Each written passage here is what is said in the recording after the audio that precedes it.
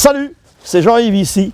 Retrouvez-nous sur notre site monassurancemoto.be, le site spécialisé en conseils au niveau de vos assurances moto. Sur notre chaîne YouTube, plus classiquement, vous pouvez nous transmettre un message mail, comme d'habitude. Et en attendant, gaffe sur la route.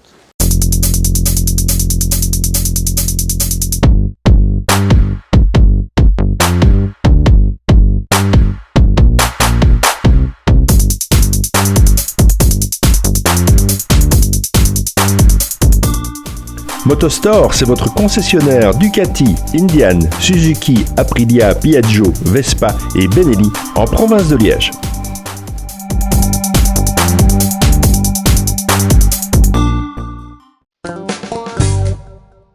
Bonjour et bienvenue dans ce numéro 58 de Carter et Piston, dont voici le sommaire.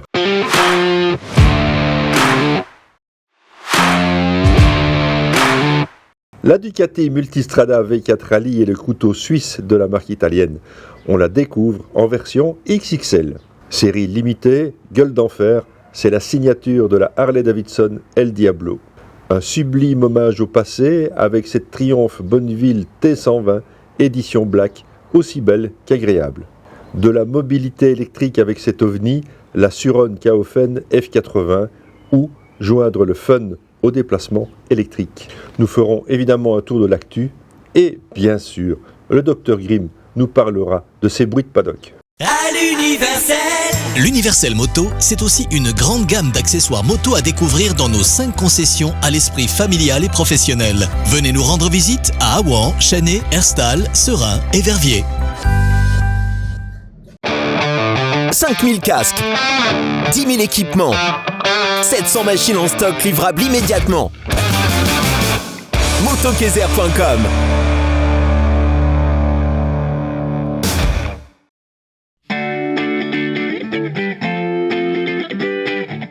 Hot Motorbike à Teux, c'est votre concessionnaire Triumph KTM et Gaz de référence.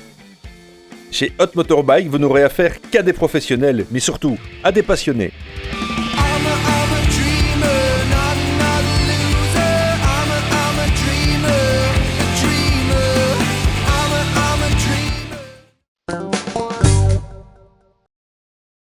Salut Arnaud. Bonjour Thierry. Ben nom d'un chien. je me réveille. Écoute, tu m'as réveillé. Je suis désolé. On va boire un petit coup de café pour se remettre dedans. La tienne. Oui, Arnaud, par moment, il faut le mettre un peu en route. Mais bon, j'ai des absences, pardonnez-moi. Arnaud, dis-moi, on aura l'occasion d'en reparler dans l'émission, mais j'ai l'impression que Ducati est en train d'inonder un peu le monde de la course. En tout cas, et tu as des informations qui ne nous feront pas démentir. Les informations, je pense que tout le monde les a. Aujourd'hui, tout le monde constate les championnats, surtout au niveau international, les championnats mondiaux où Ducati est fort présent. Et alors, on en reparlera tout à l'heure, mais c'est une info qui est passée un petit peu sous les fagots. C'est dommage, je ne sais pas très bien quoi en penser. C'est que au Grand Prix de France, qui était quand même le 1000e Grand Prix de l'histoire, donc c'était un événement non négligeable. Quand même. Qui a été fêté en grande pompe et comme il se doit, mais c'était aussi la première manche, la première double course du championnat Moto I 2023. Qui est passé mais complètement à la trappe. Voilà, alors que moi j'ai regardé les courses et franchement je me suis bien amusé. Et bien c'est Ducati qui équipe la totalité du plateau. Donc les moteurs qui équipent les motos électriques, c'est des moteurs Ducati. Oui, en tout cas c'est un concept Ducati de A à Z. Alors je pense que Ducati, une fois de plus, prend les choses.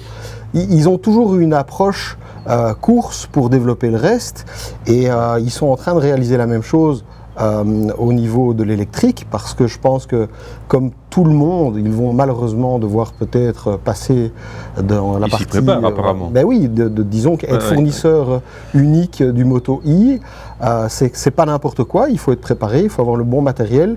Tous les records ont déjà été battus en termes de temps sur les essais et tout ça, mais on y reviendra dans les bruits de paddock. Allez, ça marche.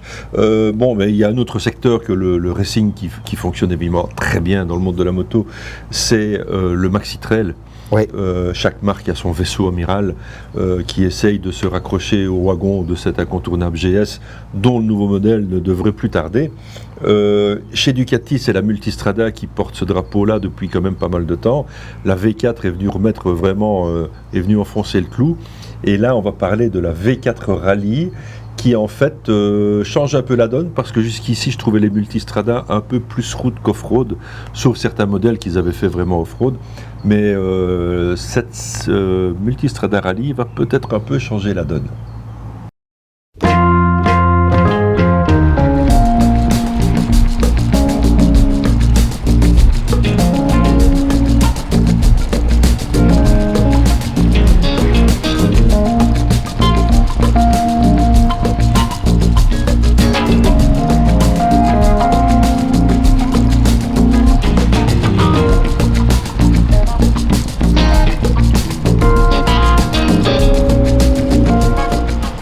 Alors la Multistrada V4, on la connaît déjà, on l'a essayé dans l'émission, vous savez tout le bien que je pense de cette moto et nous voici en fait en face de la version rallye. Alors quelles sont les évolutions et quelles sont les révolutions? En fait principalement en termes de gabarit on est passé à l'étape au-dessus puisqu'en fait on est là maintenant avec un réservoir de 30 litres entièrement en aluminium brossé, il est vraiment magnifique. On retrouve toutes les qualités du V4 évidemment avec les 170 chevaux, on embarque une masse qui fait aux alentours de 250 kg bien frappé une fois les pleins faits, mais cette moto reste un couteau suisse, on va l'appeler comme ça, un véritable couteau suisse où le plaisir est présent à tous les étages. C'est, je crois, une des meilleures motos de tourisme du marché. Tant le moteur est agréable et souple, le V4 peut se montrer rageur, extrêmement puissant, voire violent, mais aussi souple et docile quand on en a envie. Une multitude, et quand je dis une multitude, je pèse mes mots, une multitude de réglages et de configurations sont possibles de faire sur cette machine en fonction des mappings et en fonction des modes de conduite choisis entre le mode urbain jusqu'au mode enduro. Tout est aussi paramétrable à la carte avec au final pas moins de 500 combinaisons possibles. Je crois que c'est ce que l'usine donne comme chiffre. En tout cas, cette machine, on l'essaye sur route, cette machine, on l'essaye aussi bien sur les chemins. Elle s'en sort, c'est vraiment la machine à plaisir qui pourra vous emmener n'importe où, loin, longtemps, puisque cette moto fait aussi partie du fameux programme 60 000 km avant les premières révisions moteurs et réglages de soupape, c'est assez hallucinant. Bon, je ne vous conseille pas de faire 60 000 km sans passer chez votre agent, une petite vidange, c'est pas mal. Et bon, je crois que certains motards sont loin de faire, comme moi d'ailleurs, 60 000 km par an en moto. Ceci dit, la position de conduite est parfaite avec une selle réglable pour le conducteur, une selle bien décalée et haute pour le passager qui permet en fait d'avoir la possibilité pour le passager d'avoir une vue un peu dégagée puisqu'il va surplomber le pilote. La moto est prééquipée ici pour recevoir les valises. On est avec une position debout qui est pas mal du tout, avec finalement des pontées de guidon qui sont relativement hauts. Très bonne lisibilité du tableau de bord, même si beaucoup d'informations s'y retrouvent, mais l'essentiel est visible et de grande taille, ce qui permet même sans lunettes de s'y retrouver aisément. Les changements de mode se font pendant qu'on roule de façon tout à fait intuitive, avec toujours le même système chez Ducati. Une fois qu'on a choisi, on coupe les gaz pour valider la commande. On retrouve évidemment aussi les indicateurs d'angle mort auxquels, vous savez, je tiens particulièrement parce que ça fait vraiment partie de la sécurité active sur la moto. On a un pare-brise réglable en plusieurs positions. On a des ouïes ici qui servent de déflecteurs, qui vous protègent bien aussi en cas d'intempérie. On a les protège-mains. Vraiment une moto hyper complète, comme je l'ai dit, véritable couteau suisse. Cette moto peut vraiment vous donner du plaisir à tous les étages, vous emmener partout. Au quotidien, métro, boulot, dodo, mais pas le métro, ça sera métro, moto, dodo. Et puis en vacances, vous prendrez votre pied dès que vous verrez un petit chemin qui vous tente, eh bien n'hésitez pas, allez-y. Il est un fait qu'en off-road, cette machine réclame un peu de circonspection parce que bon, ça fait quand même 240 kg, 250 kg et donc dans les petits chemins il faut faire attention. Mais sincèrement, la machine est bien équilibrée, elle s'en sort bien. Le mode enduro permet de désactiver l'ABS sur l'arrière, ce qui permet de faire des blocages de roues arrière et de plus ou moins mettre la moto un peu comme on le sent. En accélération, dès qu'il y a un peu de patinage, la moto laisse faire jusqu'à un certain moment et là l'électronique vient couper pour ne pas se laisser embarquer. On peut évidemment tout enlever et alors on se retrouve avec une machine assez violente, il faut bien le dire. Même sur la route, quand on la met en mode sport, ça pousse vraiment très fort. Le V4 qui a toutes ses promesses et les 170 chevaux sont bien là. Donc voilà, une des machines majeures du moment, une des machines du top 5, je dirais pour moi, qui existe sur le marché actuellement en termes de plaisir, en termes de qualité, en termes de look. Tout ça évidemment à un prix puisque on démarre à 27 890 €. Donc ça pique un peu évidemment. Mais bon, c'est le prix de la qualité, c'est le prix du plaisir, c'est le prix de l'excellence. Parce qu'il faut bien dire que cette Ducati Multistrada Rally V4 est vraiment excellente.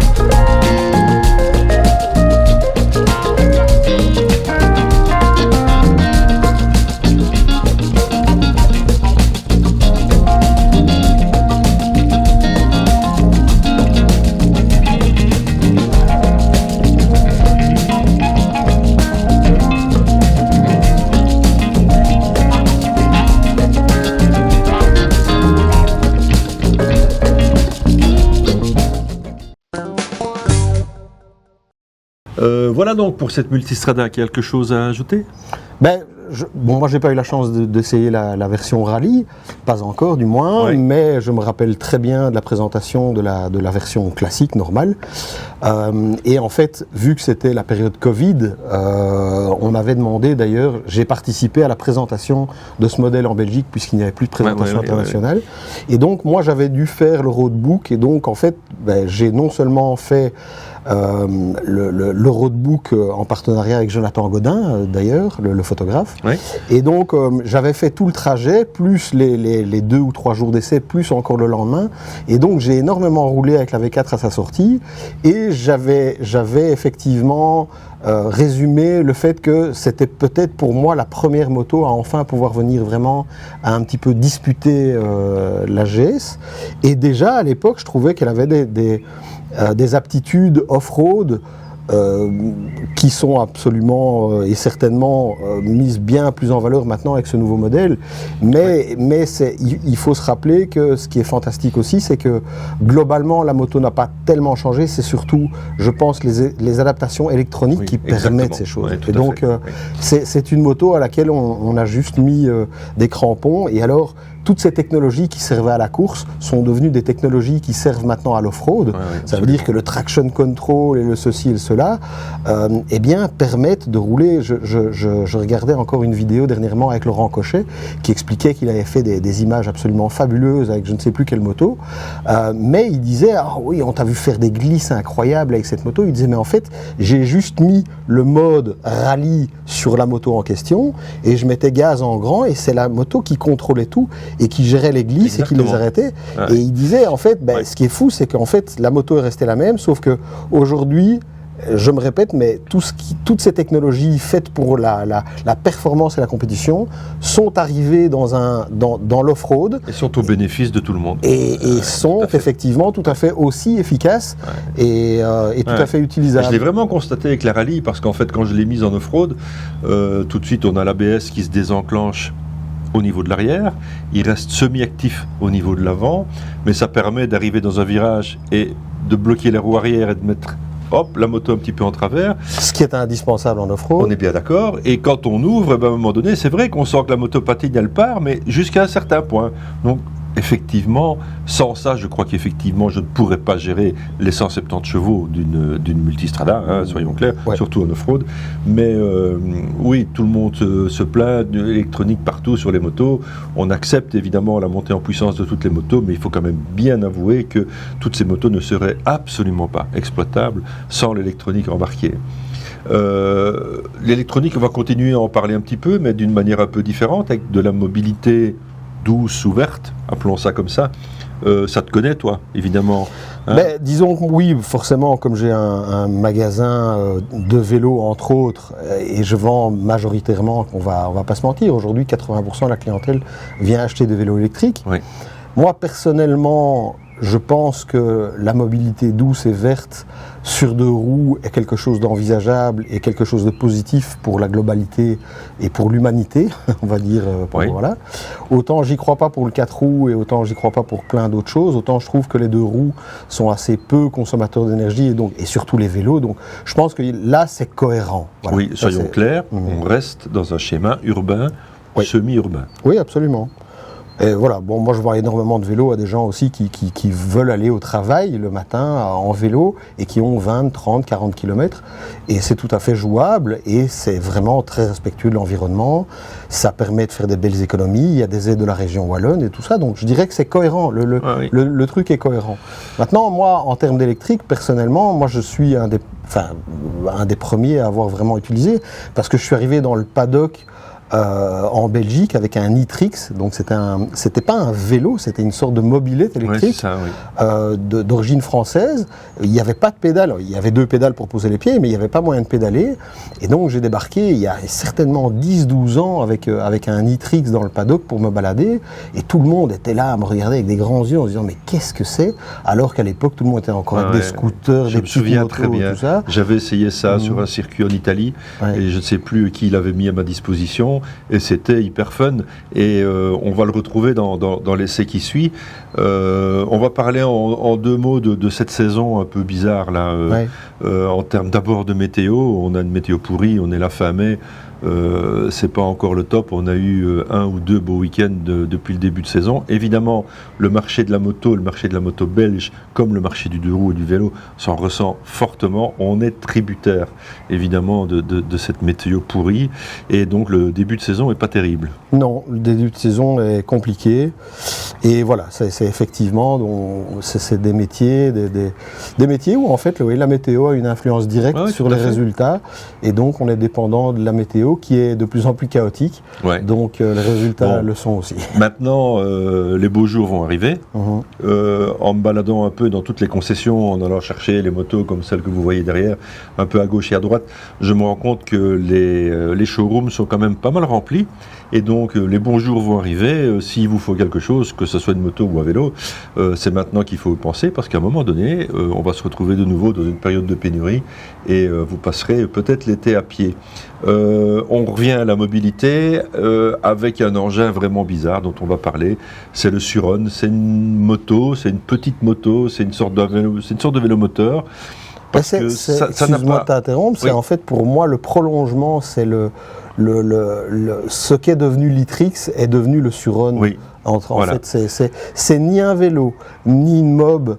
En fait, c'est un engin à part avec lequel il y a un moyen d'avoir un fun complètement incroyable. Oui, absolument. Et donc c'est vraiment du fun à l'état pur. Mais aussi de la mobilité, parce qu'on a une centaine de kilomètres d'autonomie. Donc aller au boulot en s'amusant avec un tel engin, c'est vraiment sympa. Et pour rappel, c'est homologué l'équivalent de 125 cm3. Donc c'est quand même un accès au plus grand nombre. On découvre le Suron.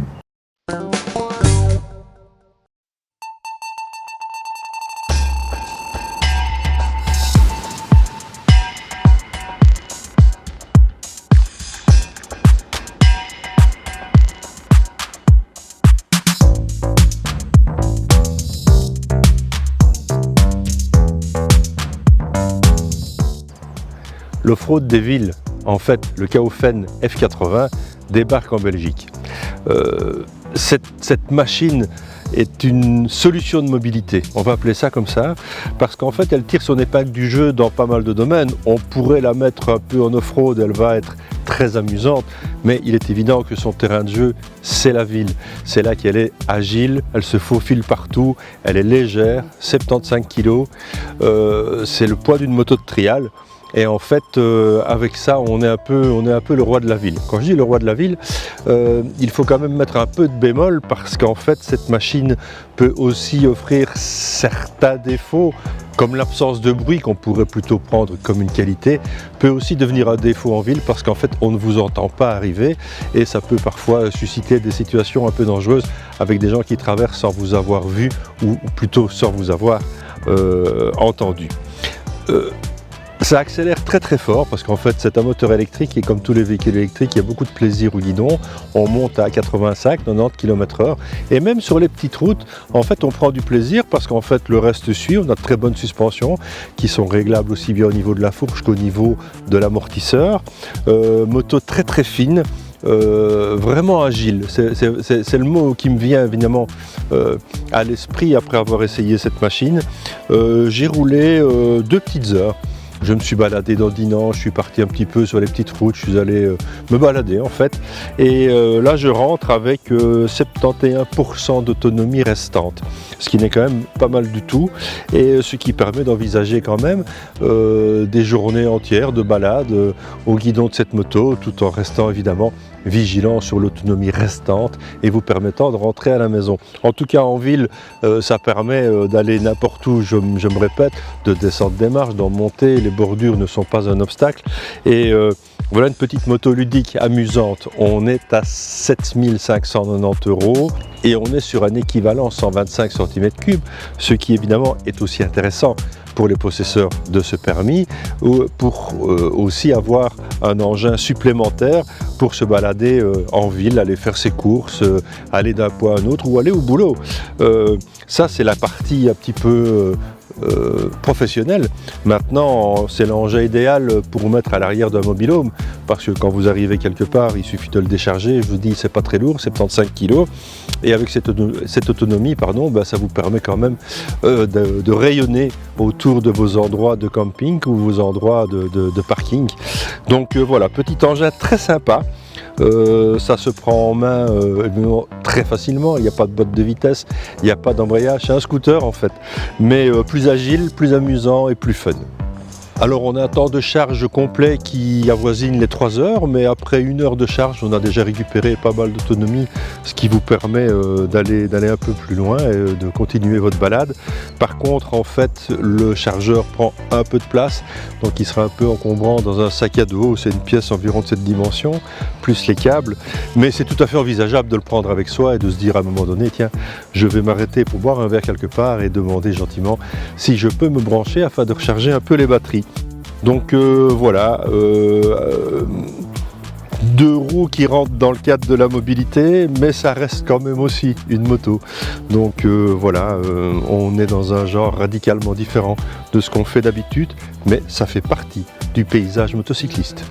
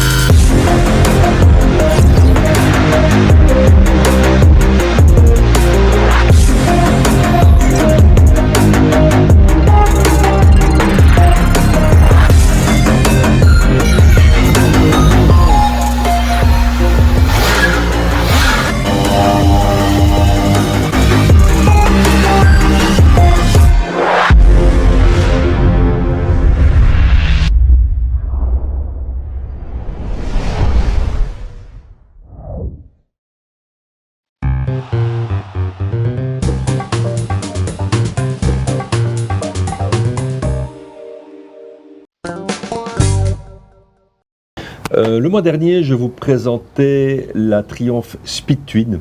Je vous la présentais et je vous disais évidemment tout le bien que j'en pensais. On va continuer une petite série d'essais en fait de ces motos un peu néo-rétro avec ce mois-ci la Bonneville T120 qui se trouve juste là derrière moi, qui est vraiment l'expression même du classicisme à l'anglaise et qui rappelle évidemment toute l'histoire de la Bonneville depuis les années fin des années 50. Une moto qui garde du caractère avec son 1200 cm3 bicylindre. Le mois prochain, on continuera cette série d'essais et on parlera de la Kawasaki Z900 RSSE qui est aussi derrière nous. On va continuer ces essais pendant la saison et essayer de vous donner nos avis en fait et notre ressenti de ce type de machine qui a beaucoup de succès parce qu'elles sont belles, elles ont de la gueule, mais en plus elles marchent bien. Toi, tu es très amoureux de la Speed Twin. Speed Twin 1200, oui, ouais. Effectivement, c'est une moto que je trouve très basique. Alors il m'a fallu du temps, c'est là qu'on voit qu'on vieillit. Hein. Oui. Toi surtout. Oui.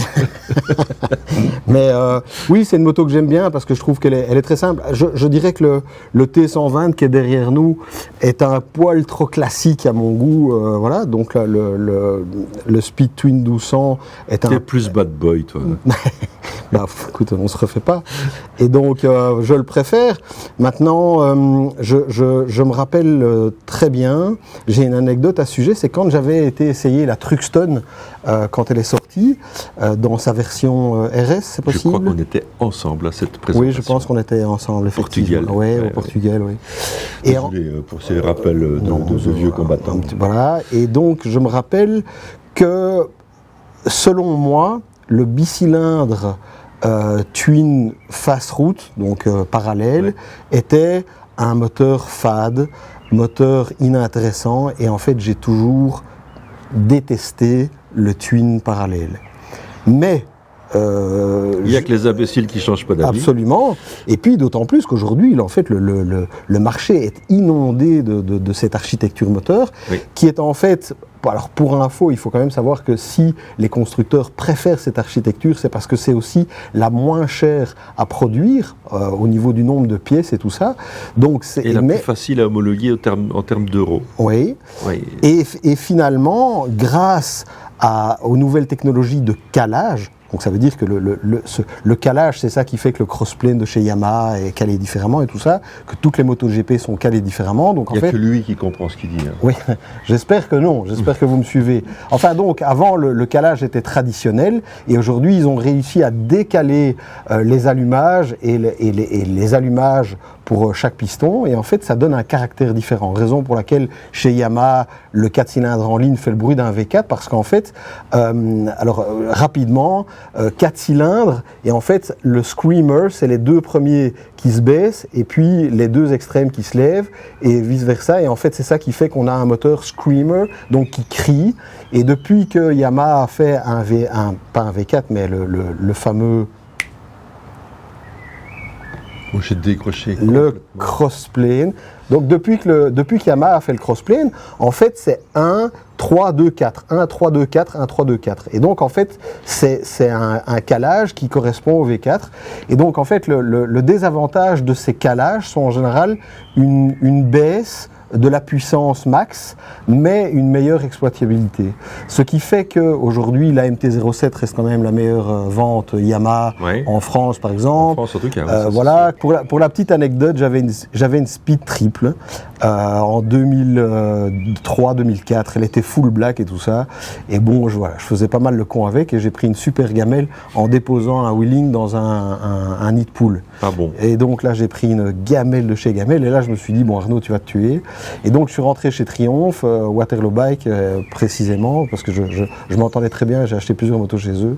Et donc je suis rentré là et j'ai dit bon, maintenant c'est terminé les conneries, voilà. Et j'ai acheté une moto qui était avec le 900 Twin, qui était dans c'était le Sportster ou Oui, mais je vois très bien ce que c'était. Évidemment, en descendant d'une Speed, ça changeait la donne. Voilà. Bon, aujourd'hui c'est devenu le Bobber, qui est une moto géniale, que j'adore le Bobber. Si je pouvais avoir deux motos, ce serait ma deuxième moto, ce serait le Bobber. Mais depuis qu'ils ont... les pieds par terre. Ouais. Et donc, depuis que le calage a changé, les bicylindres en ligne sont devenus des moteurs vraiment agréables et qui ont de plus en plus de succès. Ça se voit aujourd'hui avec la nouvelle Suzuki GSX-8. C'est ça, GSX-8 ? Oui, ça doit être ça. Voilà. Ouais, c'est pareil, hein.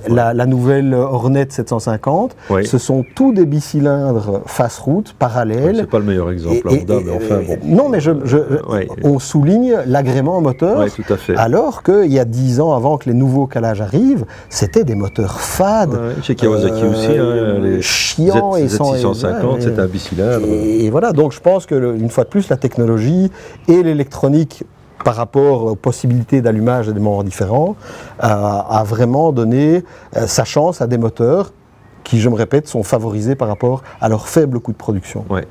On va peut-être passer à l'essai de la D'accord. Bonneville T120.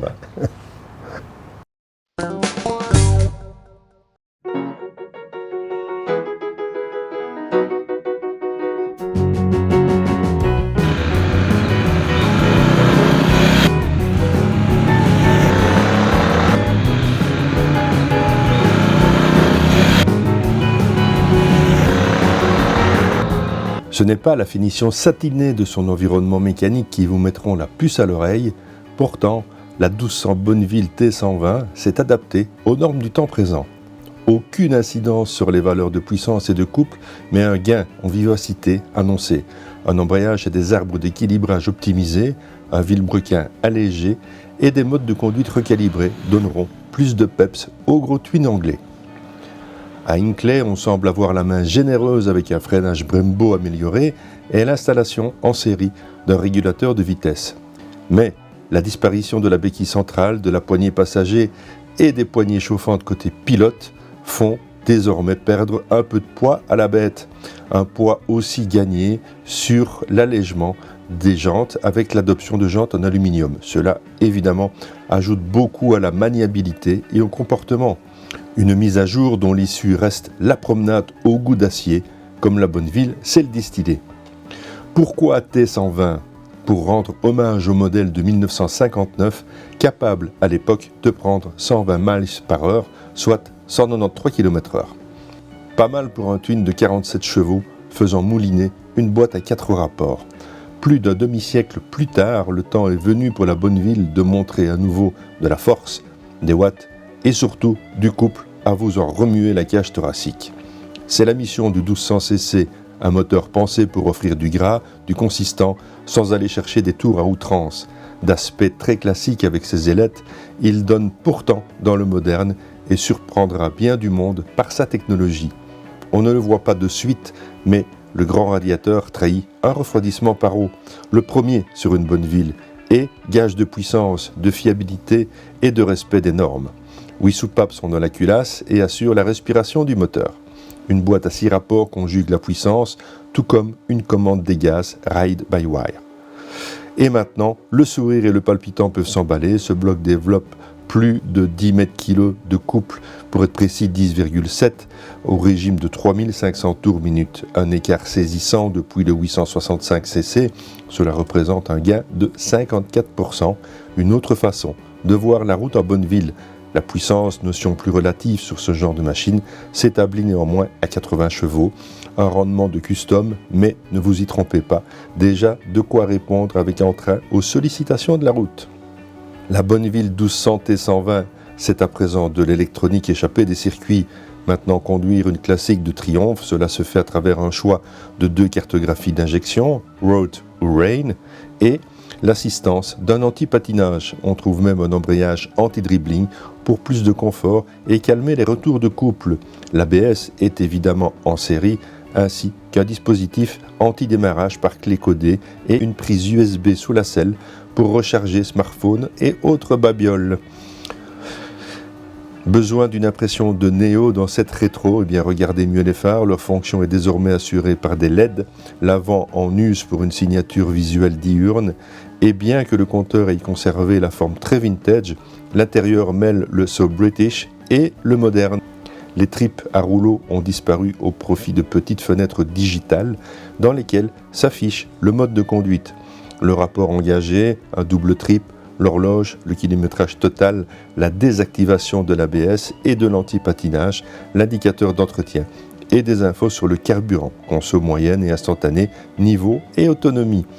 On retiendra aussi l'élégante calligraphie des compteurs avec en bonus la double indication de vitesse en miles et en km/h.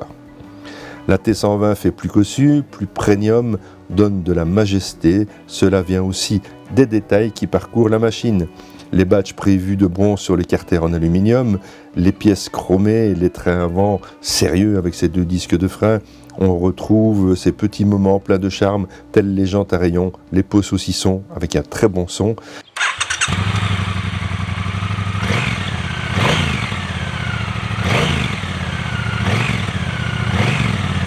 La selle plus longue et plate, ainsi que le système d'injection qui est toujours camouflé par une imitation de carburateur.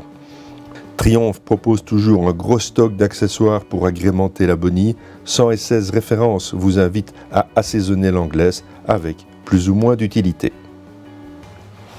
Un gazon presque anglais, quoi de mieux pour vous présenter cette Bonneville T120 Black. Alors la description a été faite de long en large, ce qui est important c'est le ressenti au guidon et le plaisir qu'on éprouve à rouler sur cette machine. Position de conduite très confortable et naturelle, même pour un grand gabarit comme moi. En fait, large guidon qui vous donnera aussi de l'aisance en ville, selle confortable, longue aussi pour le passager, avec des pose-pieds bien suspendus. Vous conviendrez comme moi que cette moto a une gueule d'enfer. Cette T120 Black respecte évidemment son nom, parce que sur cette moto, tout est noir, en partant des ogives de clignoteur, en partant de la fourche, en partant du garde-boue, de l'ogive de phare, des pots d'échappement, le moteur également. Moi j'aime beaucoup ce genre de finition. On est évidemment dans le rétro. Rappelez-vous, le mois dernier, on avait parlé de la Speed Twin, où là on était dans le néo-rétro avec une touche de moderne. Ici, on est vraiment sur la classique de chez Triumph. Alors, une moto avec laquelle on prend beaucoup de plaisir parce qu'en fait le 1200 n'a pas vraiment gagné en puissance, mais il a gagné en couple, ce qui fait qu'on a beaucoup de plaisir à son guidon. Dès qu'on ouvre, il y a de la patate. Il y en a même un peu plus qu'avant. Je trouve le moteur très volontaire, très amusant. Dès qu'on arrive à 4000, 4000 et demi, la puissance est vraiment délivrée et les 80 chevaux sont vraiment là. Et cette moto permet vraiment de s'amuser sur les petites routes. Et les petites routes, c'est son terrain de jeu. C'est là qu'elle excelle parce qu'évidemment, sur autoroute, on n'a aucune protection. Les hautes vitesses ne sont pas vraiment ce qu'elle aime de mieux, ni les hauts régimes. Ce qu'elle aime en particulier, c'est les relances, les petits virages, et le tout secondé par maintenant un excellent châssis, des amortisseurs de bonne facture, un ABS évidemment d'origine, et surtout 2 excellents doubles disques Brembo à l'avant qui vous permettent de faire des petits freinages tardifs. Alors évidemment, blouson de cuir, bol, on est dans les années 50, on retrouve évidemment toute la magie de la Triumph Bonneville qui s'est illustrée dans de nombreux records tout au long de sa carrière. On est plus de 50 ans plus tard et on est maintenant sur une machine aboutie qui vous donnera évidemment beaucoup de plaisir. On est dans une série d'essais de roadster. Je vous ai parlé de la Speed Twin qui est parue le mois dernier. Ici, on est devant la T120, 2 motos issues de Hinckley, l'usine Triumph en Angleterre. Le mois prochain, nous parlerons aussi d'un roadster qui n'est pas mal non plus dans son genre, qui lui vient de beaucoup plus loin. Il s'agit de la Kawasaki Z900 RS version SE. On est dans des gammes de prix relativement similaires chez tout le monde. On est à 14 595 € pour cette machine. Il y a des accessoires à ne plus savoir qu'en faire ni qu'en mettre. Mais je trouve que d'origine, sans à rajouter, on a vraiment une super bécane. Alors, allez l'essayer. Moi, c'est tout ce que je vous conseille de faire parce que une fois qu'on a goûté à la Bonneville, dur de s'en passer.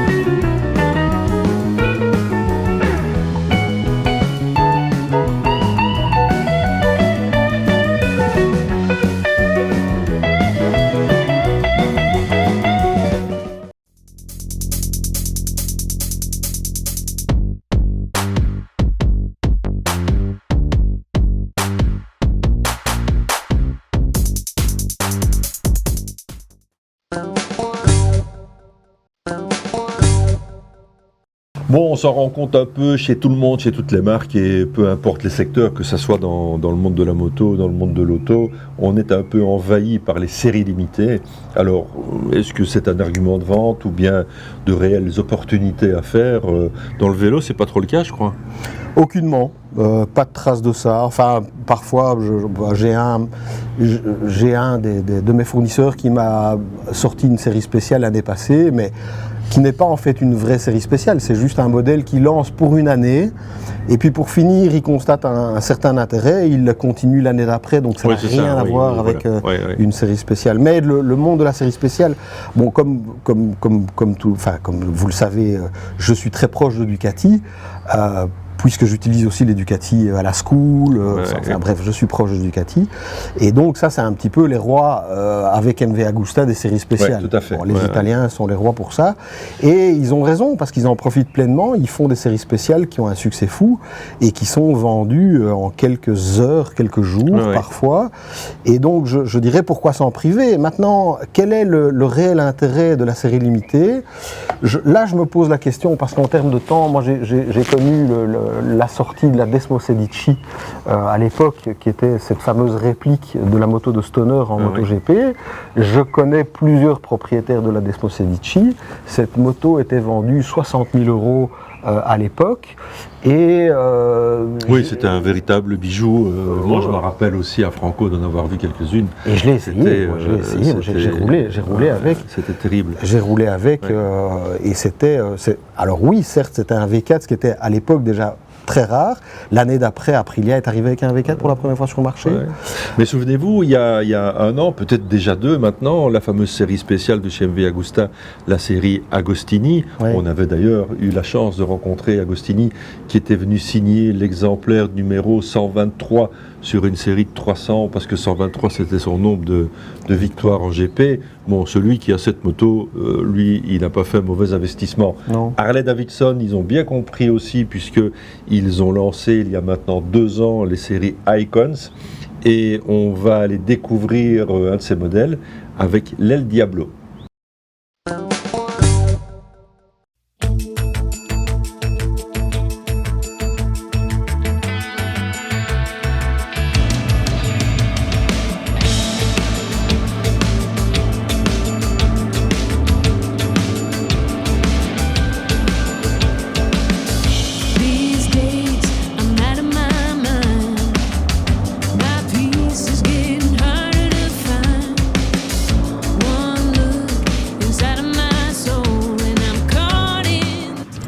Bon, Harley-Davidson El Diablo, alors cette bête, cette magnifique bête est une base de Lowrider ST sur laquelle il y a eu une peinture spéciale appliquée. Cette peinture fait en fait référence au FXRT de 1983 avec en fait ce contre-courant, cette contre-culture qui est venue de Californie, et on a ce paint stripping qui est ici fait par Gunslinger Custom aux États-Unis. C'est une peinture faite main.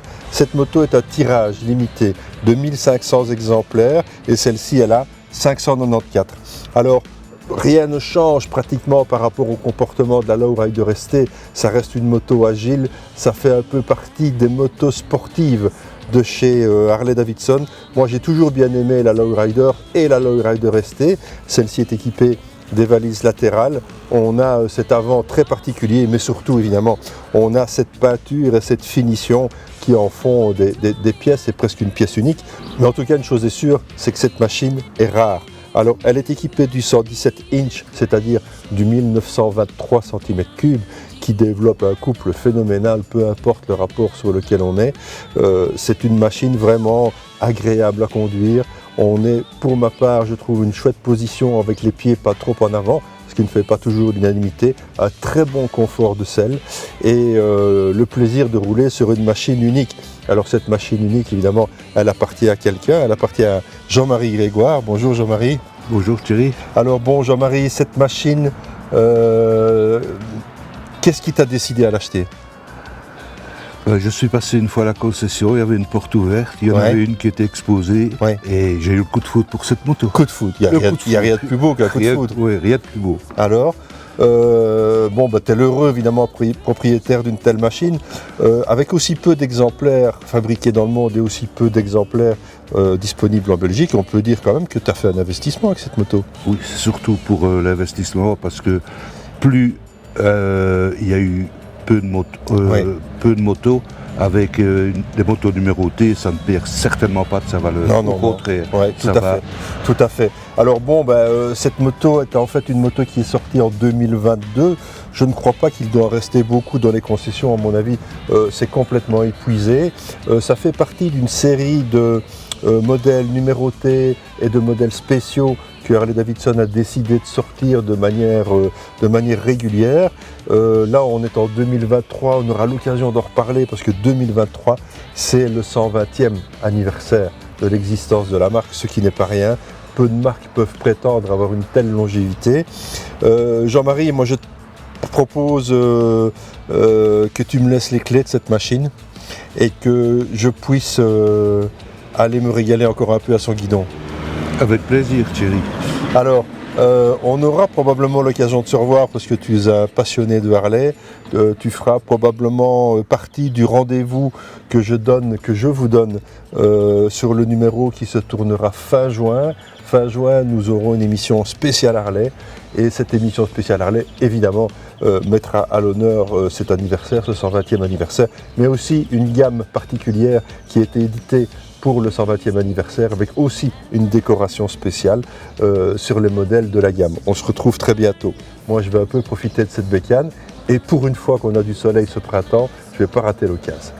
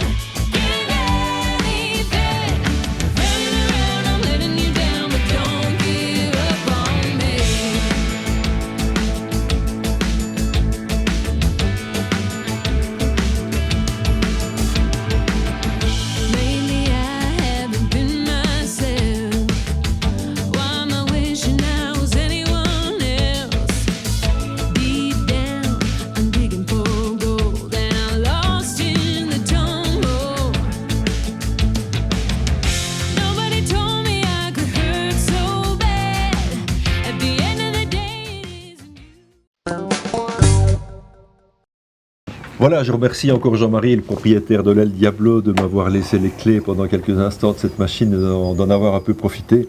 Mais la Lowrider ST, celle avec les valises, on la connaissait, on l'avait déjà essayé dans l'émission.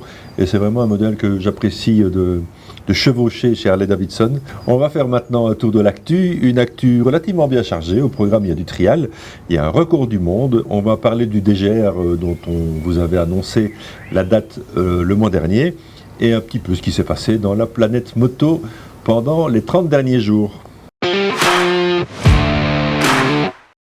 15 pays en 22 heures avec une Kawasaki VR6000 SE, un record incroyable. Ce qui semblait être un record inaccessible a été réalisé au guidon de la Kawasaki VR6000 SE. Ce samedi 20 mai, Thierry Sarrazin a traversé 15 pays en une journée avec le fer de lance de la gamme Adventure Touring de Kawasaki. Mieux encore, le Belge a mis à peine 22 heures pour parcourir les 2200 km de son périple. Il est parti hier à 22 heures, il est parti de Pologne, le pari un peu fou de mon ami Thierry Sarrazin, journaliste moto, qui en fait va tenter un record du monde, il va tenter de traverser 15 pays en moins de 24 heures. Il est donc parti hier à 22 heures, il est 19h21, on devrait l'attendre d'ici environ une petite demi-heure, donc c'est à peu près 2 heures d'avance sur le timing prévu, donc ça veut dire qu'il n'a pas traîné. Une petite balade de 2200-2300 km sur moins de 24 heures, c'est un fameux pari, il faut rester en selle, tout ça sur une Kawasaki VR6000 avec un coup de main des pneus Bridgestone. On l'attend dans quelques minutes, j'espère qu'on va pouvoir l'accueillir.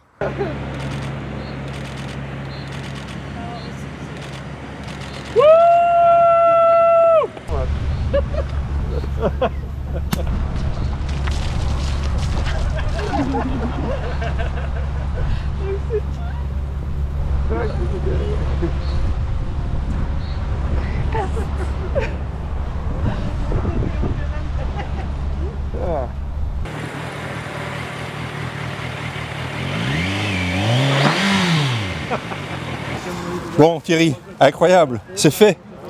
C'est fait. Bravo. 15 pays en 22 heures, puisque Oui. tu as gagné du temps, même si tu t'es trompé sur la finale. Oui, j'ai fait 2200 km Oui. et je me suis trompé à Liège. C'est incroyable.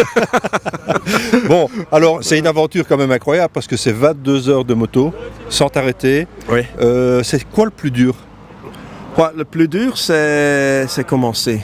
Ah oui, Je trouve. d'accord. En effet, une fois que tu as commencé, Le rythme est là? il y a un rythme et il y a le focus. Et j'ai vraiment pas eu de problème, sauf au début, dans le noir, c'est quand même difficile. Oui. Et en plus, j'ai eu beaucoup de pluie au début. Oui. Donc au début, je me suis dit si ça va être comme ça tout le temps. Ouais, ça c'est dur. Mais une fois que j'ai passé la Slovénie, en Autriche, ça a changé. D'accord. Et les derniers 1500 km étaient top. Allez, génial. La fatigue maintenant? Je me sens pas fatigué, je C'est ne sais vrai? pas pourquoi. L'année passée, j'ai fait plus ou moins la même chose. J'ai fait 13 pays, mais avec une MV Agusta, qui est une superbe moto, mais côté confort, c'était un Oui. peu moins. Et ici, sur la Kawasaki, la VR6000, j'ai rien perdu au niveau du sportivité. Oui. J'ai gagné beaucoup de confort. Et en effet, je pourrais encore continuer. Alors, bon, alors il y a un objectif pour l'année prochaine? Non, c'est la dernière fois. Mais j'ai dit ça l'année passée aussi. Oui, Donc, je me rappelle. je n'ose pas dire que c'est vraiment la dernière fois, mais je ne vois pas comment je peux faire mieux sans vraiment prendre des risques. Oui, c'est ça. Parce que Tu as respecté les limitations de vitesse presque Oui. partout? en Allemagne, il Oui, n'y en évidemment. a pas. Donc Oui. là, j'ai vraiment mis gaz. Oui. Mais à part ça, je pense que le moyen est quelque part vers les 100 à l'heure. C'est pas mal, hein? C'est pas mal. C'est pas vraiment. mal. Mais bon, si je veux faire mieux, il me faut un bateau pour aller en Angleterre où je dois commencer en Ukraine. Et les deux sont vraiment difficiles. Oui, pour le moment, oui, l'Ukraine, c'est Où pas facile. Disneyland doit devenir officiel. Ça, c'est encore Oui, une ça, on va voir. possibilité, oui. Mais on va encore attendre un peu. Oui. En tout cas, félicitations. Merci, On Thierry. est fiers de toi. Bravo. Oui, mais merci. Chez Kawasaki, c'est les Summer Deals. Allez visiter votre concessionnaire pour découvrir les conditions estivales. Harley-Davidson met en place son Pan America Adventure Center.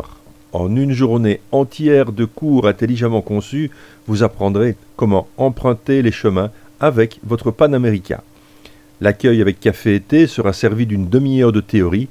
Ensuite, sous la direction d'instructeurs spécialisés en off-road, vous mettrez cette théorie en pratique. Après le déjeuner, vous partirez en balade dans la région. Renseignements à cette adresse. Après une saison 2022 terminée par une place de Rookie of the Year en catégorie junior, Florent Moringue repart le couteau entre les dents pour affronter la saison 2023, toujours sur son Electric Motion.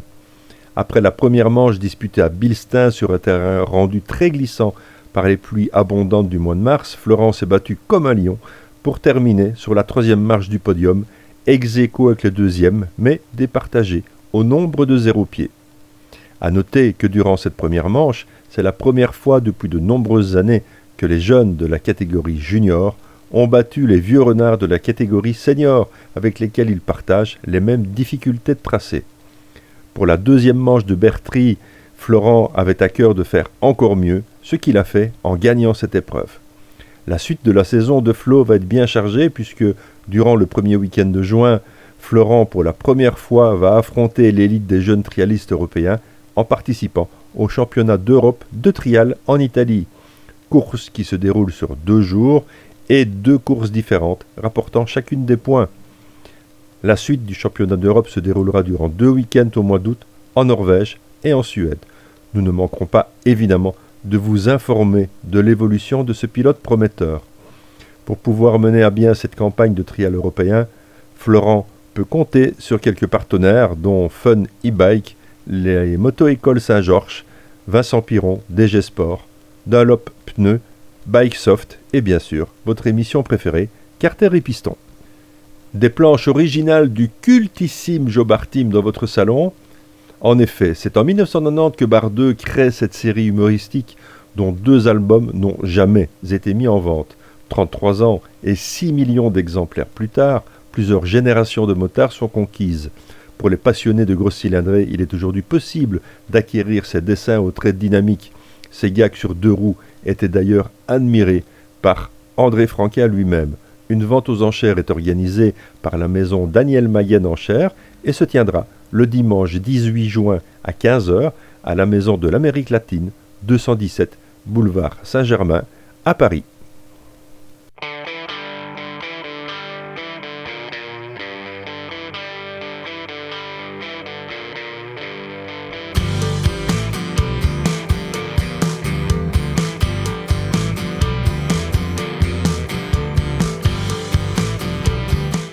« 103 000 motards, 893 villes participantes, 107 pays et 6,7 millions de dollars récoltés, c'est les résultats du dernier DGR qui s'est tenu le 21 mai dernier. Voici quelques images d'ambiance. Si vous n'y étiez pas, vous avez raté quelque chose. Sinon, je crois que vous avez passé une très belle journée. Aymeric, c'est le grand jour. Ah oui, c'est le grand jour là, ça y est, c'est lancé. Une fois de plus, le soleil est là. Ouais, bah voilà, donc, ça on est habitué maintenant. Ouais, maintenant c'est une habitude exacte. Tu as une idée du nombre de personnes qui se sont inscrites? Ce matin, 167 inscriptions. Oui. Comme toujours, il y en a qui ne s'inscrivent pas, donc à mon avis, on va dépasser un peu. Ouais, bah oui, il y en a qui se lèvent, ils regardent. Il fait beau, voilà, exactement. Bon, donc, super. Écoute, félicitations pour ton organisation. Bon, je crois qu'on va se régaler. Il y a plein de motos qui arrivent. Tout le monde est content de se retrouver. Ouais, ils ont mis leur costume du dimanche. Il y a des nouvelles têtes, il y a des habitués. Et je crois que tout le monde est content de se retrouver, comme tu dis. Et il y a un truc intéressant à signaler. On a 3 000 € de levée. Ce matin, j'ai vérifié. Ouais. On a passé 3 000 € de levée. C'est une excellente nouvelle. Voilà, ça c'est important. Je le dirai pendant le discours, mais si tu filmes pas, comme ça, c'est dit. Oui, ça va, ok, ça va. Allez, je te souhaite une bonne journée. On se revoit plus tard. Bonne journée à toi aussi.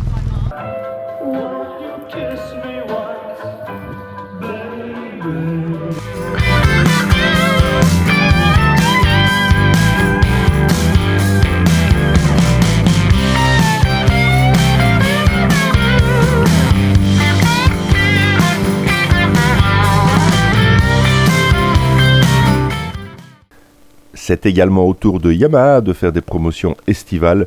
Rendez-vous chez votre concessionnaire. Bon Arnaud, tel Dr Jekyll et Mr Hyde, il est temps de faire apparaître le Dr Grimm pour ses bruits de paddock.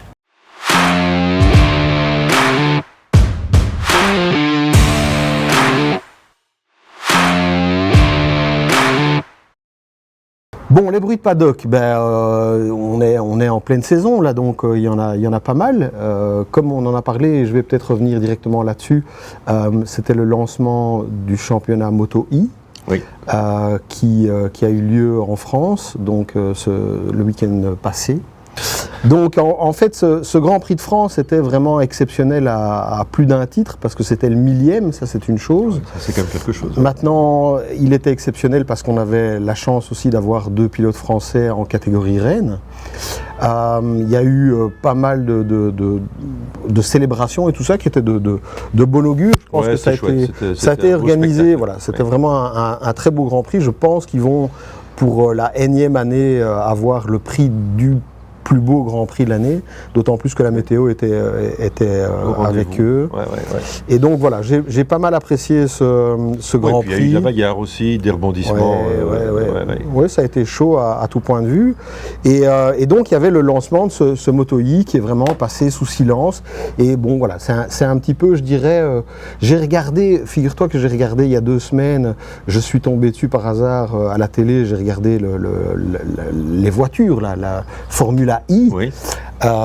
Et j'entendais les commentaires, et oui, il y a eu ceci, la deuxième course va être complètement dingue et tout ça, et puis j'ai regardé le début de la course, et globalement, comme mon père à l'époque, j'ai failli m'endormir. C'est soporifique. Oui, complètement. Ouais. Et bon, je me suis demandé, cette Moto E, l'air de rien, eh bien, je l'ai regardée avec intérêt. Il y a des pilotes que j'ai eu la chance de rencontrer qui sont dedans, notamment Jordi Torres, qui est 2 fois champion Moto-E, qui est en tête du championnat et qui a gagné en France, et qui est quelqu'un que j'apprécie beaucoup parce que c'est un type qui a une joie de vivre incroyable. Ça reste intéressant en termes de pilotage et tout ça, franchement c'est intéressant. La course était vraiment intéressante. On voit que les performances avec la nouvelle Ducati électrique a tout de suite surclassé l'ancienne. Les temps se sont améliorés notablement. Donc directement dès les essais, les temps ont été meilleurs et donc clairement, voilà, c'est un bon lancement. Moi j'ai vraiment apprécié la course. Il n'y a rien à faire, le manque de bruit reste le principal problème de ces catégories parce que ça nous manque et qu'on ne peut pas concevoir d'entendre des motos qui passent à fond de balle en ligne droite et qui font bzzz, voilà, bon, il n'y a rien à faire et ça, je pense que ça passera jamais. Ça va être compliqué. Donc voilà. Maintenant, ce que je trouve dommage aussi, c'est que globalement, Ducati fait sa première course. Il y a tout. D'une vraie course de moto, sauf le bruit, quoi. Et ça pose quand même un sacré problème. Parce que de la bagarre, il y en a eu, et c'est vraiment des belles courses. Maintenant, que dire MotoGP. En MotoGP, très très belle course, avec beaucoup de rebondissements. Moi, je suis super heureux pour Johan Zarco, qui fait podium. Chez lui. Je suis hyper déçu pour Quartararo, qui malheureusement n'a décidément vraiment pas les armes pour se battre devant, et ça en est même inquiétant. Disons que le podium a quand même été assez surprenant, parce qu'en fait, il y a eu un paquet de chutes. Mais il y a aussi le phénomène Marquez qu'on ne peut pas passer sous silence. Marquez se blesse, revient, se blesse, revient, se blesse, revient. On sait qu'il n'a pas la bonne moto. À chacune de ses déclarations, il dit qu'il n'a pas les outils pour se battre devant, que ça ne sert à rien qu'il aille chercher devant et il n'a pas les outils. Et à chaque fois, il est devant. Bon, alors à chaque fois, il se vautre, mais bon, voilà, c'est par excès de... C'est parce que c'est un battant, c'est un combattant né, c'est un type qui ne changera jamais. Je veux dire, c'est comme je l'ai dit déjà, c'est le plus couillu des pilotes de MotoGP, de l'histoire du MotoGP. Ce type est une machine que son mental n'arrêtera jamais de vouloir pousser devant. Bon, il y a quand même des bruits de changement. Oui, alors ça, c'est des bruits de changement qui viennent d'apparaître, qui sont intéressants, qui font aussi paraître une forme de malaise que je comprends parfaitement avec Honda et Marquez, parce que peu de gens en parlent, mais Marquez avait signé en 2020, si je ne dis pas de bêtises, un contrat historique de 4 ans avec Honda. Ce qui ne s'était pratiquement jamais vu pour un pilote. Ce qui était une première mondiale. Jamais un pilote n'avait vu un contrat de 4 ans. Mais il était au summum de sa gloire, au summum de son pilotage. Il était à l'état de Jerez quand il a chuté et qu'il s'est cassé le bras. C'était inquiétant. Cette course à Jerez était vraiment inquiétante parce qu'il a remonté tout le monde et on s'est dit le championnat est plié une fois de plus. Donc, voilà. Mais ça veut dire aussi qu'ils ont eu 4 ans de disette avec le pilote, un des pilotes, voire le mieux payé du plateau. Donc Honda a eu des attentes énormes, avec un contrat énorme, avec un salaire énorme. Et par contre, ils n'ont pas su faire évoluer leur moto. Et le résultat est 0. Ça veut dire que ils ont planté le truc et ça doit faire très mal des deux. Il y en a un, c'est psychologiquement, les autres, c'est financièrement, mais il y a quand même un stress. Puis en termes d'image, Honda ne brille pas pour le moment, même s'ils ont gagné un GP cette année, peut-être un peu par miracle, sans enlever le moindre mérite à Rins. Mais bon, là pour le moment, il faut bien se dire que chez Yamaha, c'est un peu le même problème aussi. Ils n'ont pas du tout les armes pour se battre avec le reste du plateau. Non, absolument. Et cette moto a été dessinée pour Marquez, faite pour lui, et maintenant ne peut plus se battre à armes égales avec, à 3 ans. Non, ce qu'il y a, c'est qu'elle est à l'abandon de Marquez pendant 3 ans. Donc à un moment, ils avancent du mieux qu'ils peuvent, mais n'ayant plus une référence. Alors en même temps, le phénomène Marquez chez Honda, c'est un peu le phénomène Stoner chez Ducati. C'est qu'ils font gagner une moto avec un type qui gagne tout avec, mais tout le monde est derrière, à la traîne avec. Alors est-ce que c'était une bonne chose? On s'est dit, ça va peut-être faire du bien, parce que la Honda va peut-être un petit peu s'uniformiser. Il a fallu du temps à Ducati pour changer cette optique-là. Il a fallu des années. Souvenons-nous de la période Rossi, on croyait vraiment voir arriver Rossi et être champion du monde, un Italien sur une machine italienne. Et finalement, ça a été un fiasco total. Il a fallu un peu de temps pour arriver à ce que Ducati soit performante comme elles le sont pour le moment, avec néanmoins des bémols, avec un Bagnaia qui se retrouve encore par terre. Oui, mais bon, ça j'ai envie de dire que, alors ça c'est encore une autre anecdote, mais c'est l'anecdote de chez Honda quand Marquez est arrivé chez Honda. La première année, en fait, il a quand même gagné le championnat du monde pour sa première année, et la première moitié du championnat, il se mettait tout le temps par terre. Et un des Japonais, qui est une figure plus que connue quand on regarde le MotoGP, qui était là, lui disait si tu continues à piloter comme ça, tu seras jamais champion de ta vie. Et puis pour finir, à la fin de l'année, il a gagné le championnat du monde la première fois. Et voilà, donc rappelons-nous aussi que Bagnaia, l'année passée, a fait un début de campagne catastrophique, avec beaucoup de chutes, avec des moments, mais il a quand même gagné. Donc je pense que les pilotes qui se rapprochent le plus de la chute ou qui chutent, ouais, sont les pilotes qui au final connaissent le mieux leur moto et peuvent en retirer le meilleur. Bon, il faut trouver l'extrême limite, c'est une question de talent aussi. Ouais, donc, mais si je prends un petit peu en parallèle, voilà, je me dis que Bagnaia, bon, oui, ok, Bagnaia fait des conneries, mais qui est en tête du championnat? Bagnaia. Donc voilà, maintenant il n'est plus qu'à 1 point de Bezzecchi. Il vient de sortir une déclaration qui pour moi est une bêtise. Bon, je ne vais pas polémiquer ou dire que c'est une immense connerie comme Hervé Poncharal et tout ça. Lui trouve aujourd'hui que les machines satellites sont trop proches des machines usines. Bon, ben non. Non, pas pour moi. Je veux dire, enfin, voilà. Malgré tout, depuis l'histoire du championnat... Quelle chance d'avoir un nivellement, quand même. Oui, mais en plus, on a quand même encore jamais vu une équipe satellite gagner un championnat du monde. Donc le jour où il y aura déjà ne fût-ce qu'une victoire d'un team satellite en MotoGP, on pourra peut-être dire, et encore, on pourra rien dire. Pour moi, c'est juste bien, c'est juste parfait, c'est juste, voilà. Et donc, Bagnaia trouve qu'aujourd'hui, les motos, alors il dit que ça a été sorti de son contexte et tout ça. Bon, il essaye d'un peu se défendre de cette déclaration, mais bon, pour finir, il l'a dit, et puis c'est tout. Voilà. Bon, mais maintenant, c'est vrai que Bezzecchi est un gros talent à venir. Enfin, il y est déjà, puisqu'il était... oui, quand même, il s'affirme de course en course. Je trouve qu'il affiche une belle autorité, une belle assurance, et surtout une belle régularité. Oui. Ouais. Mais l'air de rien, Marini passe sous silence parce qu'il est toujours 2-3 places derrière, mais il fait un début de championnat quand même aussi complètement dingue. Bon, maintenant on voit Jorge Martin qui a quand même gagné la course sprint au Mans, ben, c'est un exploit. On sait que Jorge Martin est un talent pur aussi. Ouais. Donc des talents purs au final dans ce championnat, il y en a quand même, on sait plus où les mettre. Ceci dit, pour arriver à ce niveau, il faut quand même être quelque part une pépite. Oui, mais je pense que je pense qu'aujourd'hui... C'est de la compétition à son plus extrême niveau. Ouais. On va vraiment chercher le dernier carat en permanence. Ouais. Alors ben oui, il chute, oui, il tombe, mais voilà, ils savent très bien que s'ils ne mettent pas la moto à son extrême limite, ils passent derrière. Enfin, donc, voilà, c'est un apprentissage dur parce que bon, ben voilà, il y a de la chute derrière et ça peut faire du dégât.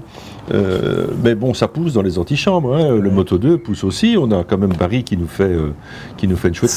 Septième, avec une très très belle course, très solide.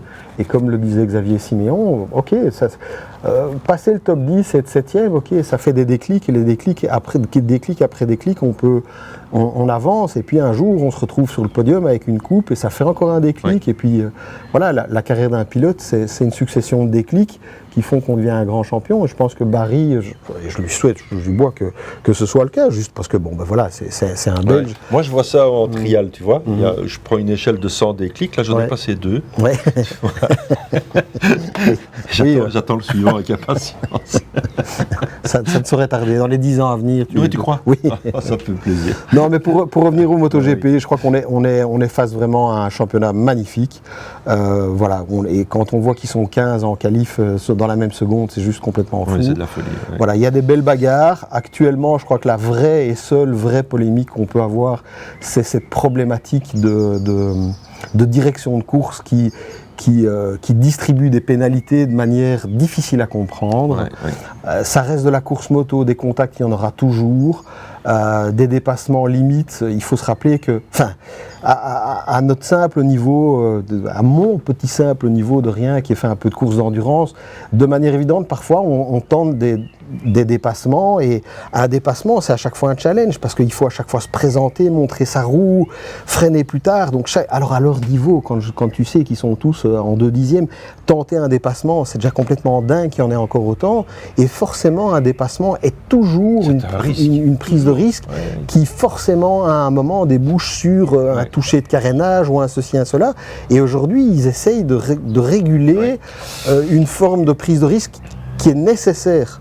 Et donc, moi, j'ai un problème avec ça. Alors, mais c'est un peu inhérent à toutes les fédérations. Tu vas me dire, il ne parle que de trial, il commence à nous emmerder avec ça. On va prendre un bête exemple. Il y a 2 trials GP. La fédération a dit, on ne va plus accepter les suiveurs. Donc les suiveurs, c'est les gars qui aident leurs pilotes et qui les sécurisent dans les zones en cas de passage de gros obstacles. On ne va plus accepter qu'une zone sur 2 avec des suiveurs. Première course, un pilote tombe, 2 vertèbres cassées, dans une zone où il n'y avait pas de suiveur. La fédération change d'avis et remet un suiveur dans toutes les zones pour le trial suivant. Donc voilà, il y a par moment des décisions qui se prennent. Il faut essayer de faire évoluer les choses. Je continue 2 secondes sur le trial parce qu'en fait, il faut essayer de le rendre plus populaire. En trial, GP, il y a 13 pilotes. Et encore, les zones sont tracées pour les 5 premiers et les autres sont inexistants. Donc ça devient des courses juste pour quelques initiés. Et le MotoGP doit se chercher aussi. Je suis partagé entre la course sprint du samedi sur le côté un peu gladiateur qu'elle représente. Où je trouve dès la FP1. Ouais. Je trouve que c'est vite, et quand on sait dans quelles conditions mentales doit se mettre un pilote pour prendre un départ sur de telles catégories, se mettre dans un tel état d'esprit dès le samedi. Je trouve ça très exigeant pour les pilotes. Il faut une préparation mentale de malade. Parce que justement, le Grand Prix de France, avec une météo incertaine, donc comme je disais déjà dès le FP1, ce qui est complètement dingue, c'est que le FP1 qui se passe donc le vendredi, fin de matinée, et donc il y a la FP2 le vendredi, mais c'est à la fin de la FP2 qu'on décide qui partira en Q1 et Q2, on est d'accord. Donc ils font la FP1 le matin, tout en sachant qu'il y a des risques d'averse en FP2, et donc ils ne pourront pas améliorer. Ça veut dire que tu te retrouves sur une piste, tu as 40 minutes de FP, et étant donné qu'il y a des risques de pluie l'après-midi, en fait, tu es déjà en qualif. Donc tu es parti, tu es en qualif. Là, risque d'averse tantôt, donc pas moyen d'amélioration cet après-midi, donc ce que vous allez faire maintenant sera sans doute le résultat des Q1 et Q2. Et tout le monde sait à quel point aujourd'hui en MotoGP il faut être bien placé en en qualification pour pouvoir faire des bons départs et pour pouvoir aller se battre devant. Et donc ça veut dire que les gars ils ont la pression, mais en FP1 le vendredi matin, ils sont déjà chargés d'adrénaline parce qu'ils doivent performer, et pas un peu, ils jouent leur week-end dès le vendredi matin, quoi. Donc moi je trouve que c'est physiquement et mentalement très exigeant pour les pilotes. Je me pose aussi des questions par rapport à ça. Mais je me suis déjà exprimé à ce sujet dans l'émission précédente. Je pense qu'il va falloir aller assez rapidement trouver. Je dis pas. Moi, je suis juste sur la diminution du nombre de GP. Et coup de bol, ils ont officialisé l'annulation du Kazakhstan. Oui, je crois que c'est ça. Et c'est une très bonne chose. Moi, je trouve que c'est une très bonne chose. On tombe à 20 GP. C'est déjà... et je persiste à penser que 18-19 reste pour moi, selon moi, le nombre là, de petite GP. Période de calme, on n'a plus de GP pendant un petit mois. On se retrouvera évidemment dans l'émission suivante pour des prochains bruits de paddock. Et d'ici là, écoutez, restez branchés. Et puis, écoutez Arnaud, je crois qu'il sait quand même plus ou moins ce qu'il dit. Je fais de mon mieux.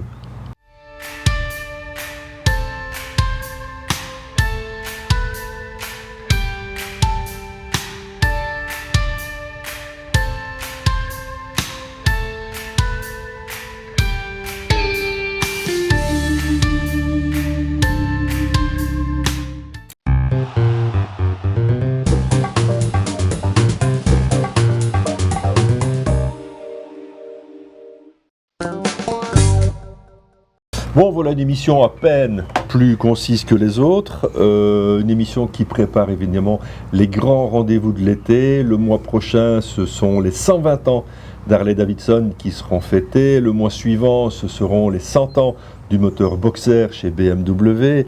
On a des grands comparatifs en préparation. Ça, c'est pour les prochains numéros. On se retrouve évidemment dans un mois. Et d'ici là, gaffe sur la route. Tu dis plus rien, toi? J'ai fait comme ça. Ah, tu as fait ça? Oui. Ah oui. C'est bien aussi. Au moment où tu as des gars sur la route, je l'ai dit, et je crois que. Ah oui. Je me demande si c'est pas limite mieux que les deux. Oui, tu crois? Oui. Ah oui. Si on le refait. Non, je vais laisser ce qu'on vient de dire. Voilà. Et bien, allez, votez, votez. Votez, votez, hein. À l'Universel. L'Universel, c'est un large choix de scooters, motos, toutes cylindrées et d'accessoires dans la région liégeoise. L'Universel vous accueille dans ses 5 concessions à l'esprit familial et professionnel à Aouan, Chennai, Herstal, Serein et Verviers. Salut, c'est Jean-Yves ici. Retrouvez-nous sur notre site monassurancemoto.be, le site spécialisé en conseils au niveau de vos assurances moto. Sur notre chaîne YouTube, plus classiquement, vous pouvez nous transmettre un message mail, comme d'habitude. Et en attendant, gaffe sur la route.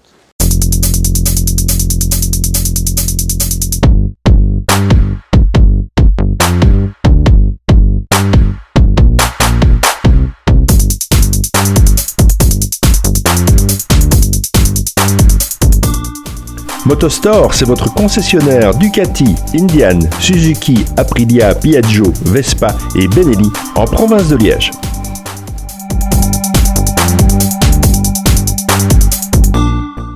« 5000 casques, 10 000 équipements, 700 machines en stock livrables immédiatement. Motokezer.com